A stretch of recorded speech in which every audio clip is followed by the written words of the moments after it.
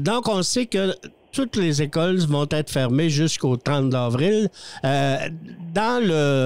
Sur le territoire de la commission scolaire du Pays des Boulettes, ça s'articule comment, ça, ce phénomène-là? C'est-à-dire que là, toutes les écoles sont véritablement... On peut même pas aller chercher quelque chose, un livre qu'on voudrait peut-être avoir ou des choses à main?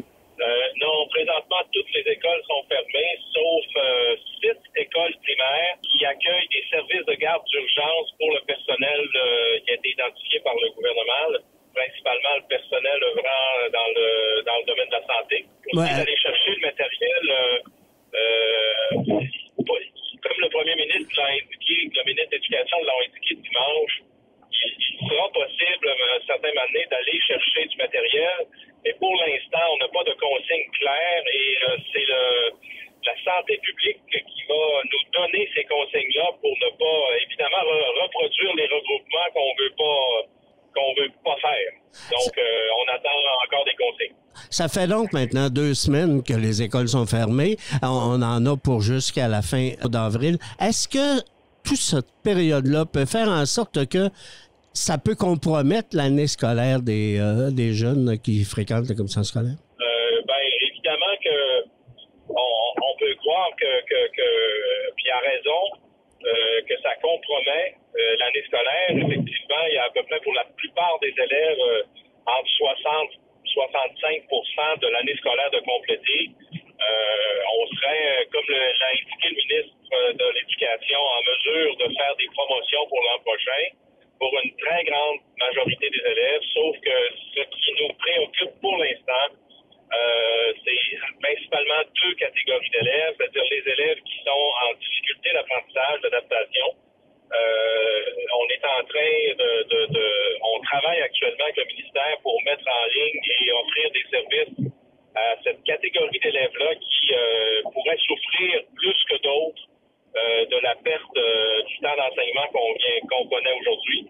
Et l'autre qui est plus particulier, qui est un petit peu plus pointu, c'est nos élèves en anglais intensif qui ont abordé la partie académique. Certains l'avaient fait avant les fêtes, c'est-à-dire avant la fin janvier, et d'autres avaient débuté en début février la partie académique. Donc, ils ont très peu de temps de fait dans la partie académique. Ça, on travaille très fort pour trouver une solution. Parce que ceux-là nous inquiètent un peu plus. C'est des élèves principalement de 6e année, quelques-uns de 5e, là. Mais ça, c'est préoccupant. Est-ce qu'il va y avoir, on a parlé aussi dimanche, le ministre a parlé de la possibilité de faire des exercices à la maison. Est-ce que de ce côté-là, vous avez regardé un scénario de fonctionnement quelconque au niveau de la commission scolaire? Oui. On a travaillé précisément en fin de semaine dernière et on a mobilisé nos conseillères pédagogiques. Hier, il y a eu une très grosse journée. On a mis en ligne hier sur le site de la commission une foule de références qui peut aider les parents à trouver du matériel de référence en français, en mathématiques, en lecture, pour continuer une certaine forme de routine d'apprentissage. Le ministère, hier, on a eu une discussion avec le ministère. Toutes les commissions scolaires, on discute presque quotidiennement avec le ministère. Le ministère est en train de mettre en ligne sur son site, lui aussi, des références et une programmation. Je vais aller un petit peu plus loin. Une programmation par niveau pour que les parents ou les enfants un peu plus vieux puissent avoir accès à de l'information et à de la poursuite d'apprentissage, on va le dire comme ça. L'idée n'est pas de transformer les maisons en école, mais à tout le moins de maintenir une routine sur la lecture, sur des exercices qui font en sorte qu'on va maintenir des apprentissages. Donc tout ça, ça se met en place là. Ce matin sur Facebook, là, hier soir, on publiait sur notre page Facebook les liens qui sont accessibles par le site de la commission scolaire. Il y a une foule de liens là qui vont être mis en place.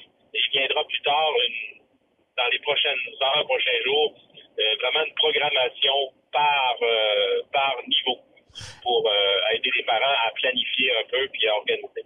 Est-ce qu'il pourrait y avoir un service aussi pour les parents qui pourraient, je sais pas, moi, on se ramasse à faire un exercice quelconque, bon, on bug, comme on dit. Est-ce qu'il pourrait y avoir un support qui pourrait être amené par le personnel aussi enseignant de la commission scolaire? Est-ce qu'il peut y avoir ce type d'interaction qui peut aussi se faire?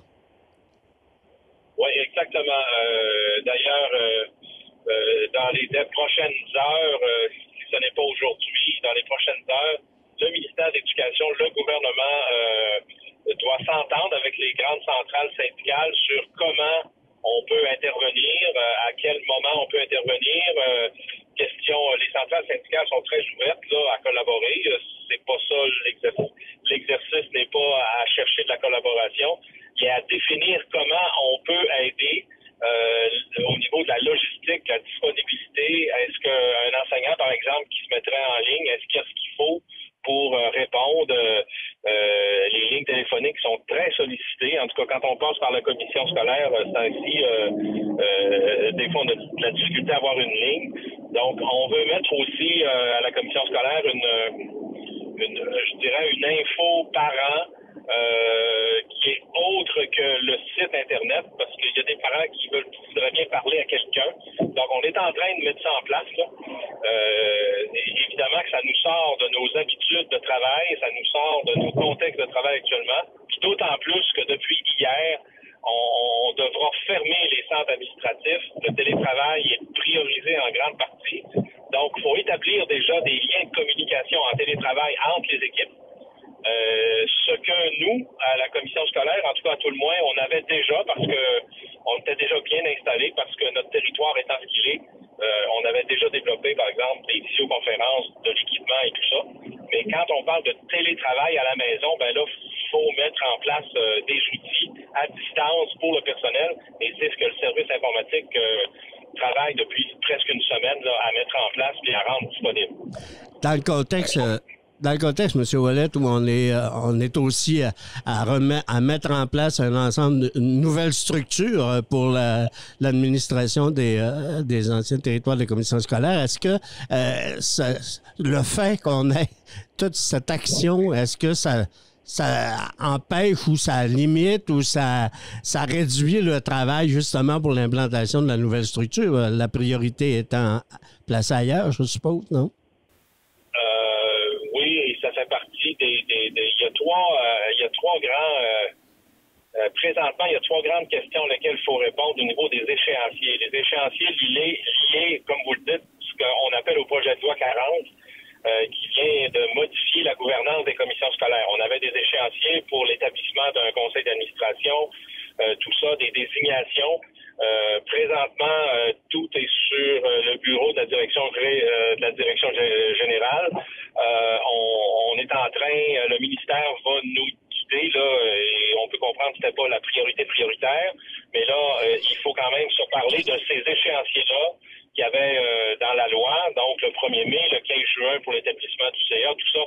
Est-ce que tout ça va être reporté? On ne le sait pas encore, mais la question a été posée au ministère et les gens y réfléchissent parce que dans ce cas-là, il faut agir par décret. Et puis, c'est toute une opération administrative et gouvernementale qu'il faut mettre en place. Mais il faut peut-être imaginer, oui, qu'il y aura certains reports. Dans les autres échéanciers, c'est tous les échéanciers sur les plans d'effectifs. Donc, les plans d'effectifs, l'organisation scolaire, on a des échéanciers dans les conventions collectives. Est-ce que ça peut être questionnable? Est-ce que c'est faisable dans le contexte dans lequel on évolue actuellement? C'est des questions qui sont soulevées. Certains pourront dire oui, certains pourront dire peut-être, d'autres pourront dire non. Donc, il va y avoir un guide là, qui va nous, pour que l'ensemble du Québec aussi fonctionne de la même façon, pour pas créer d'inéquité et de choses qui ne sont pas respectées dans les conventions collectives. Donc, à chaque fois qu'on soulève une question, il y a multiples partenaires à informer, à consulter. Donc, ça rend le processus un peu plus long, mais qui est obligatoire.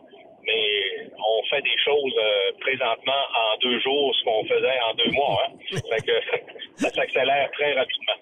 Monsieur Ouellet, en tout dernier, C'est combien de personnes qui, au niveau du territoire de commission scolaire, comme travailleurs ou travailleuses, sont affectés par cette fermeture-là? Et est-ce que ce personnel-là, lui aussi sans emploi, fait partie des 900 000 chômeurs qui ont demandé des prestations dernièrement? Bon, alors, on a plusieurs catégories de personnel.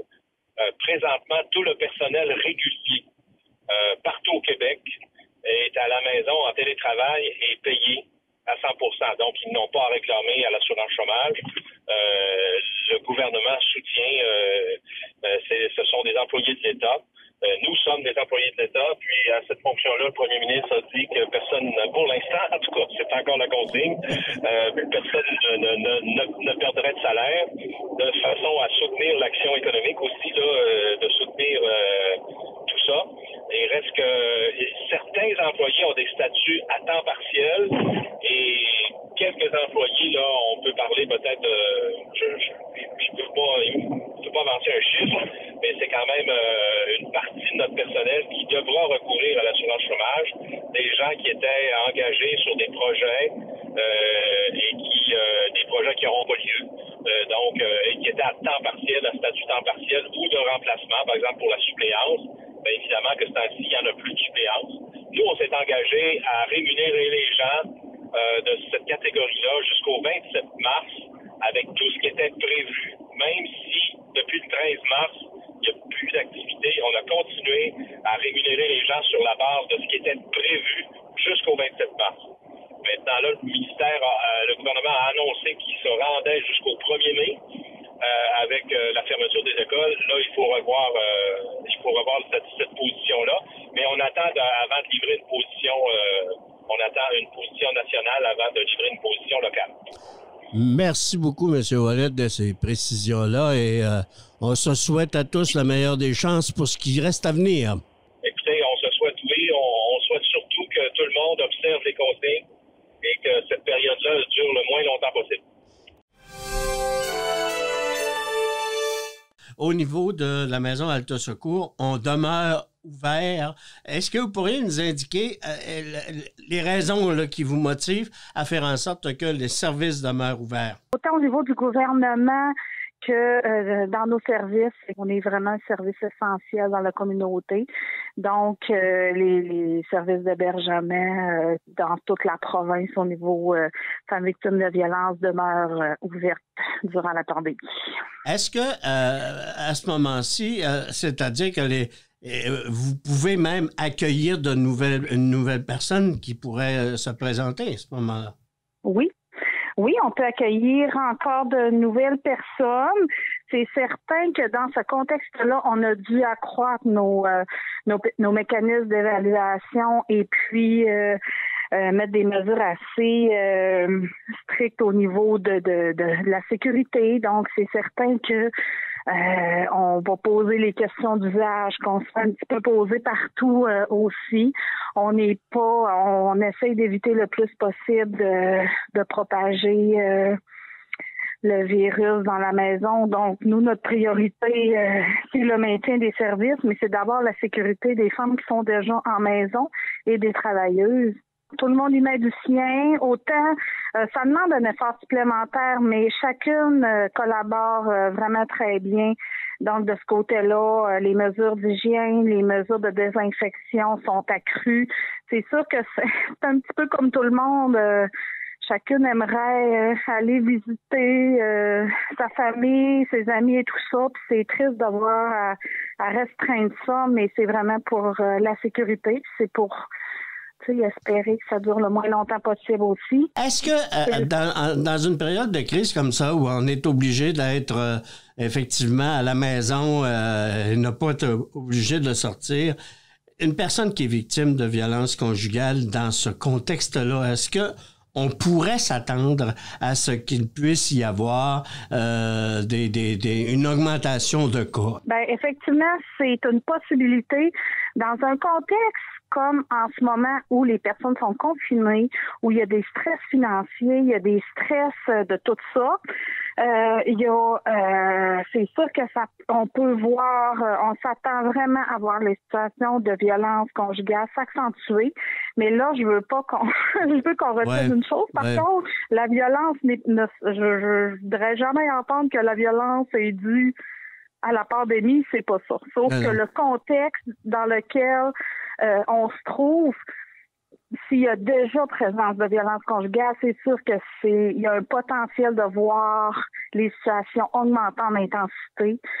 Donc, le risque également, donc c'est le risque au niveau de la dangerosité. On peut penser aussi que les enfants sont 24 heures aussi avec les parents.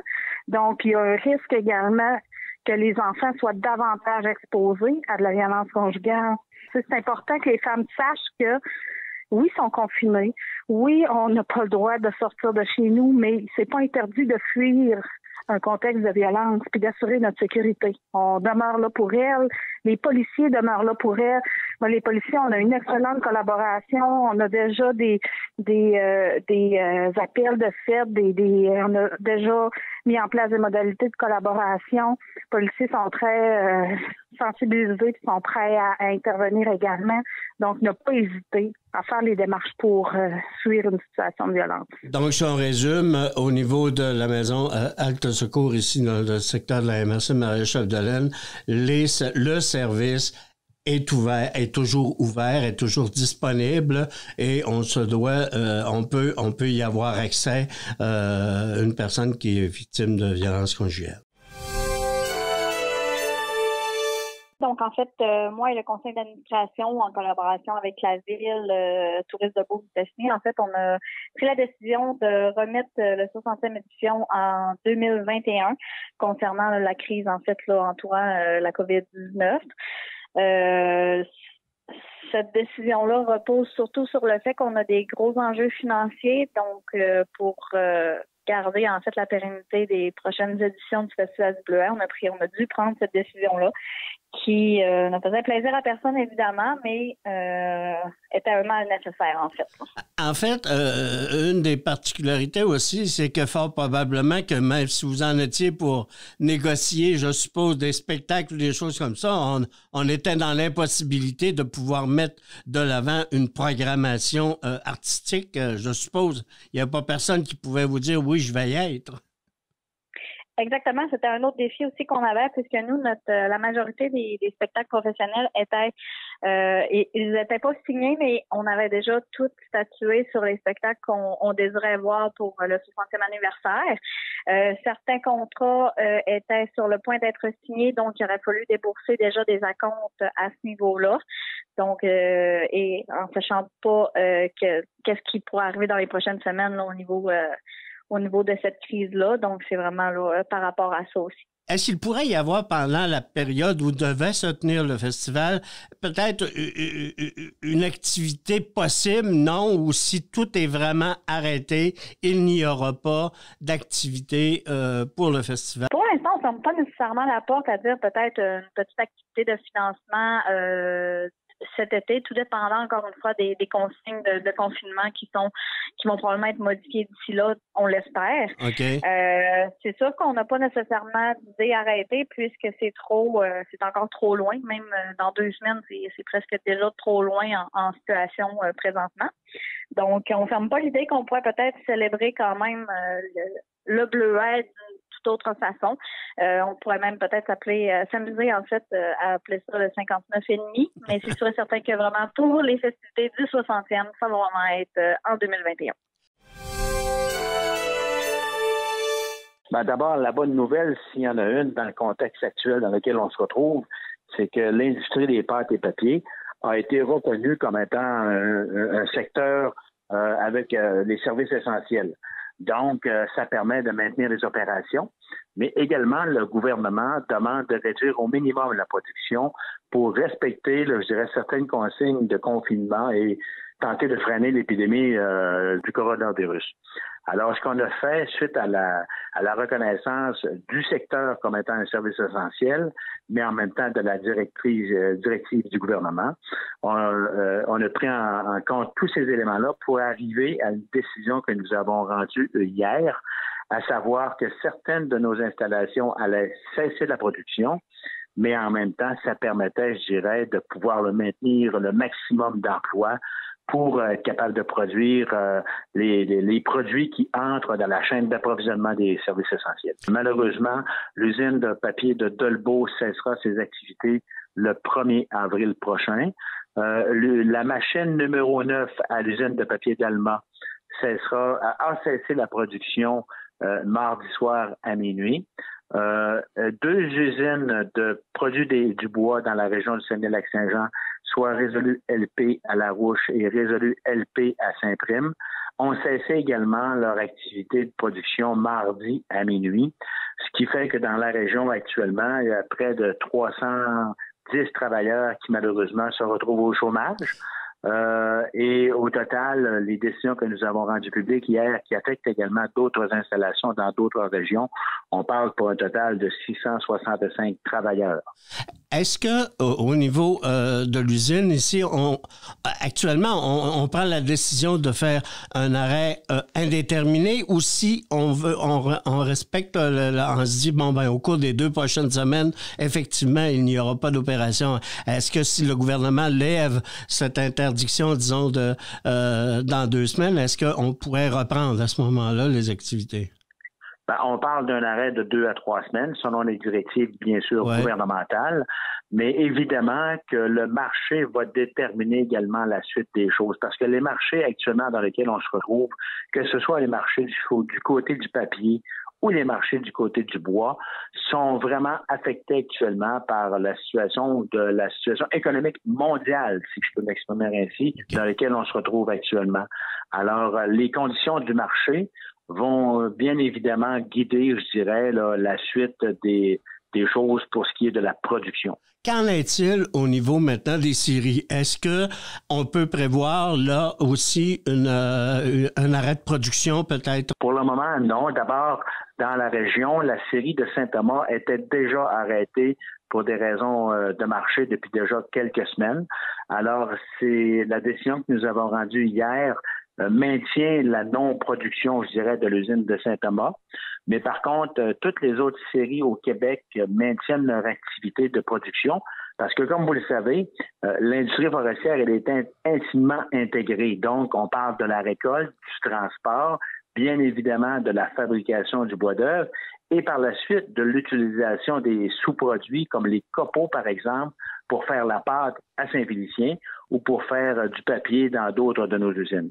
OK. En ce qui regarde maintenant les opérations forestières, on sait qu'actuellement, dans la majorité des chantiers, on est en arrêt là, avant la reprise des activités habituellement prévues pour mai. Est-ce qu'au moment où on se parle, là aussi, il y a des décisions de retard peut-être qui pourraient être amenées sur la reprise des opérations en forêt? Non, en fait, les opérations forestières se terminaient hier et aujourd'hui pour l'ensemble des territoires forestiers dans lesquels nous avons des opérations. Et ça, c'est pas, je dirais, c'est pas quelque chose qui est surprenant. C'est à chaque année, dans cette période-ci, les opérations forestières se terminent toujours. Et le transport forestier, lui, va se poursuivre jusqu'à peu près le 3 avril, ce qui devrait nous permettre là, de transporter le maximum de fibres vers nos installations de sciage. Et il est fort probable qu'on fasse aussi du transport la nuit d'ici le 3 avril pour permettre d'économiser les chemins forestiers, dépendamment de la température, bien évidemment. Merci beaucoup, M. Blackburn, et on se souhaite la meilleure des chances pour que ce corona soit battu. On se souhaite effectivement la meilleure des chances pour tout le monde. C'est pas une situation qui est facile, c'est pas une situation qui est évidente. Personne actuellement sur la Terre peut dire qu'il a déjà traversé pareille situation. C'est tellement nouveau pour la majorité, sinon la totalité des humains sur la Terre actuellement. Et je pense que nous devons, bien sûr, d'une part, écouter les consignes gouvernementales qui nous sont transmises pour tout faire pour éviter la propagation du virus au sein du territoire du Québec et du Canada. La maladie à coronavirus continue de frapper le Québec. Il est primordial de suivre à la lettre les indications de la santé publique. C'est la responsabilité de chacune et de chacun d'entre nous. Il faut absolument freiner le virus. Sortez de la maison seulement si c'est nécessaire. Se protéger, c'est protéger les autres. Des vies sont en jeu.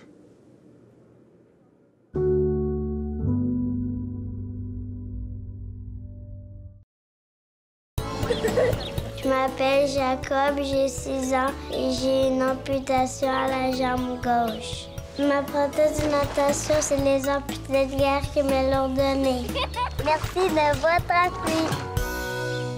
Les organismes Famille et la MRC de Maria-Chapdelaine, en partenariat avec les chambres de commerce de Dolbeau-Mistassini et Normandin, sont fiers de lancer la campagne Certifié Famille. Un sondage réalisé à l'hiver 2019 auprès des familles du territoire a permis de démontrer que l'élément essentiel pris en compte par les familles lorsqu'elles fréquentent les différents commerces est l'accueil chaleureux qui leur est réservé lors de leur visite. Un accueil chaleureux, c'est avant tout de s'assurer que tous les employés abordent les familles avec une attitude bienveillante.